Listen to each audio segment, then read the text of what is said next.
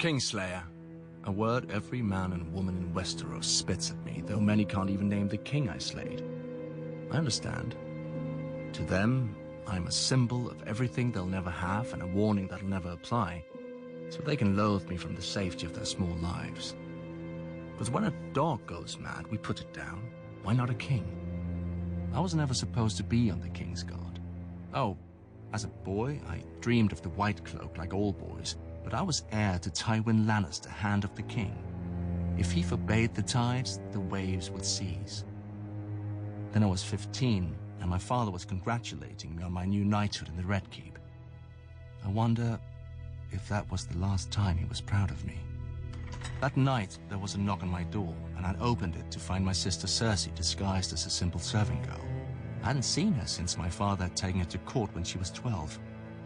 She had grown up, as had I. She told me that my father planned to marry me off to Lysa Tully, but she could arrange for the king to raise me to the KingsGuard so I could stay in the city with her. All I had to do was agree. I made the obvious objections: our family, our father, Casterly Rock. Until she asked, "Is it a rock you want, or me?" Come morning, she had my consent. I would join the KingsGuard for her. I would forswear my lands and title for her. I would forsake our family for her. Soon a royal raven commanded my father to present me to the king during the great tourney at Harrenhal to say my vows. My father erupted in fury. He could not object openly, but he resigned the handship and returned to Casterly Rock, taking Cersei with him. Instead of being together, Cersei and I exchanged places. Then everything started to fall apart. At Harrenhal, King Aerys made a great show of my investiture. I knelt before him in gleaming armor and swore the oath of the KingsGuard. When Sir Gerald Hightower raised me up and put the white cloak on my shoulders, a roar went up from the crowd. I admit, despite my father's anger, I was happy and foolish. That very night, Aerys soured, commanding me to return to the Red Keep to guard the Queen and little Prince Viserys. Sir Gerald offered to take that duty himself so I might compete in the tourney, but Aerys refused. "He'll win no glory here," the king said. "He's mine now, not Tywin's. He'll serve as I see fit." That was when I understood. It was not my skill or valor that had won me this honor. The Mad King had chosen me to spite my father and steal his heir. I wanted to rip off the white cloak, but it was too late.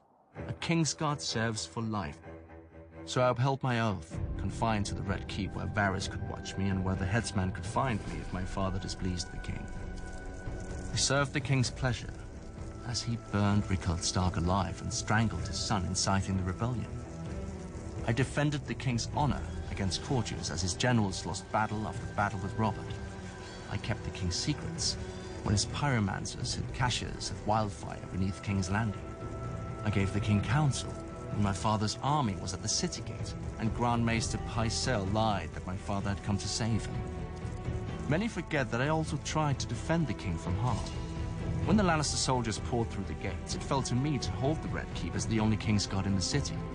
I knew we were lost and sent to Aerys, asking his leave to make terms. My man came back with a royal command. "Bring me your father's head if you are no traitor." Aerys would have no yielding. His pyromancer was with him, my messenger said. I knew what that meant. Aerys Targaryen was alone in his throne room when I found him, picking at his scabbed and bleeding hands. The fool was always cutting himself on the Iron Throne. Burn them, he kept muttering. Aerys had decided to let Robert be king after all, over the charred bones and ashes of King's Landing.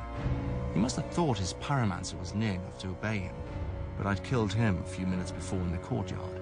As I approached the throne, sanity flashed behind the king's eyes for a moment, just long enough to read the look in mine. His eyes grew huge and the royal mouth drooped open in shock. He turned and ran. A single thrust was all it took to end the greatest dynasty the world had ever seen. Beneath the empty eyes of the dead dragons on the walls, the last Dragon King squealed like a pig and shat himself. So easy, I thought. A king should die harder than this. My My father's knights burst into the hall in time to see the last of it, so there was no way for me to vanish and let some braggart steal the glory or blame. I knew at once when I saw the way they looked at me, it would be blame. Lannister or no, I'd been one of Aerys's KingsGuard. I commanded them to announce that the Mad King was dead and to spare all those who yielded. They asked me if they should proclaim a new king as well. I knew what they meant. Would it be my father, or Robert Baratheon, or maybe the child Viserys, who'd fled to Dragonstone? A Targaryen boy king with my father's hand to rule in truth. I thought of how Ned Stark and Robert Baratheon would howl at this end to their great heroic war, and I was tempted. Then I glanced down again at Aerys, his life's blood oozing from the wound and pooling on the floor around him. Proclaim who you bloody well like, I said. I climbed the steps to the Iron Throne and sat on it with my sword across my knees, waiting to see who would come to claim the